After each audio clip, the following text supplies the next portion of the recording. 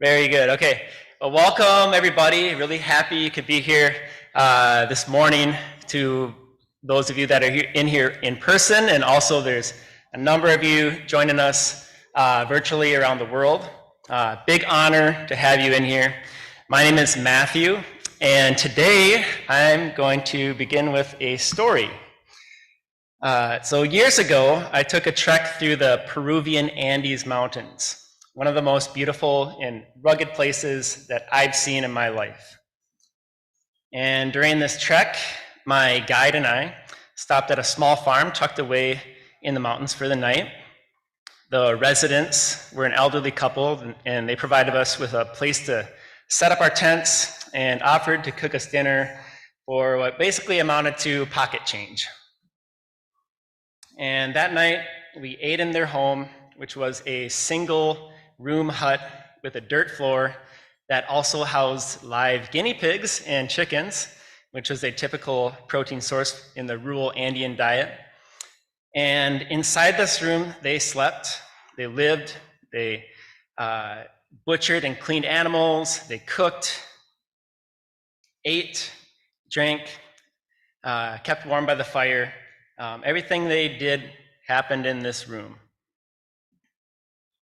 The next morning, while drinking coca tea with the elderly farmer named Sacha, he explained that while his son and daughter were away for days at a time to sell produce in the city market, he and his wife stayed at home and took care of the farmstead. His wife cared for the grandchildren and prepared food while he maintained the farm. And on his agenda that day was to clear more land by hand and also pick potatoes. So after tea, we both said our goodbyes, and with a big smile on his face and a scythe towering over him in his right hand, he slowly hobbled off into the fields, and I put on my backpack and continued on to my journey. So I tell you this story very much the same way that I told my brother Eric over a campfire during a mountain bike trip a few years ago. One thing you'll learn about me if you get to know me is a lot of my stories come from camping and hiking trips. And when I was telling this to my brother, I wanted him to appreciate the romanticism of a poor family living off the land in a rugged country. But his unexpected response was one that changed the course of my life.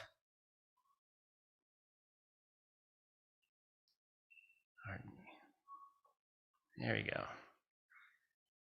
Sorry, I got to back up a little bit. So I wanted my brother to appreciate the story for its romanticism, but instead he began asking me questions like, do you think, given a choice, that the farmer would choose to go out and dig potatoes at his ripe old age? And do you think that his elderly wife prefers to collect firewood, cook indoors on a polluting wood stove, and hover over the fire to stay warm on frigid mountain nights?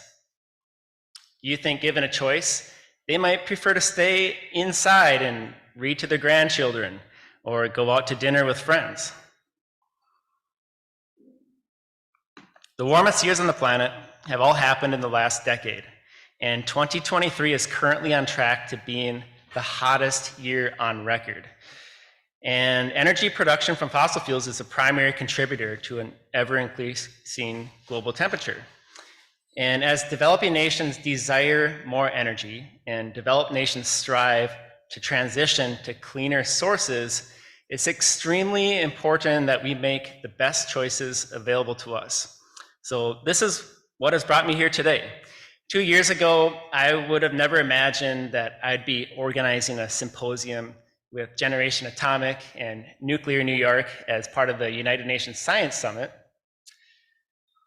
But after discovering the world's most misunderstood energy source, that is nuclear energy, I've come to understand that we need more voices to speak up for this technology, which is uniquely well positioned simultaneously to address climate change as well as energy poverty. While nuclear energy has an established 7 decades of proven decarbonation and reliable operation, anti-nuclearism has nearly as long of an established agenda, which what seems to be rooted in ideology rather than science. They will say it's not clean or safe, and when you demonstrate that it is, they'll say it's too expensive. And when you show that that's not necessarily so, they'll say it'll take too long. And around we go. So this conjures up memories of a children's book from Dr. Seuss, Green Eggs and Ham. I am Sam, Sam I am. Would you like nuclear power, man? I do not like it, Sam I am. I do not like that nuclear plan. Would you like it without the waste? Or perhaps if it were built with haste? I do not want it if built in haste, not without waste. It's just misplaced. Would you like it if it's small, with modular parts, one and all? I do not like it small or big, no matter the type. It's not my gig. Would you try it if it's clean, the cleanest energy you've ever seen? Not if it's clean, not if it's bright. No matter the pitch, it doesn't seem right. Would you, for its might, with 24/7 power, day and night? Not for its might, not day or night. My heart for solar and wind takes flight. Could you like it if it's cost effective, making power less elective? I don't care if it saves a dime. It's the principle, Sam, every time. That's my brother Eric. I'll give him credit for this poetry.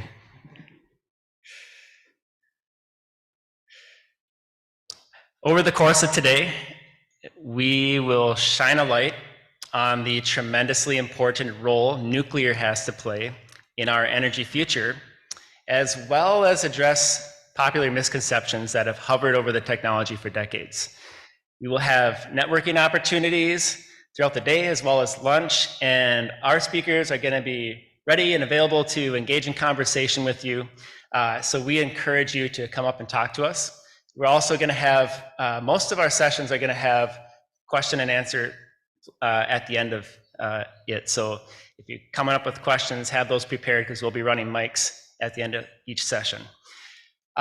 We owe a grand thank you to our primary sponsor, Constellation Energy, and all the many contributed sponsors that you see in the program today. We also owe a big thanks to the speakers that came out today who invested their time and energy to be in here today and representing nuclear energy.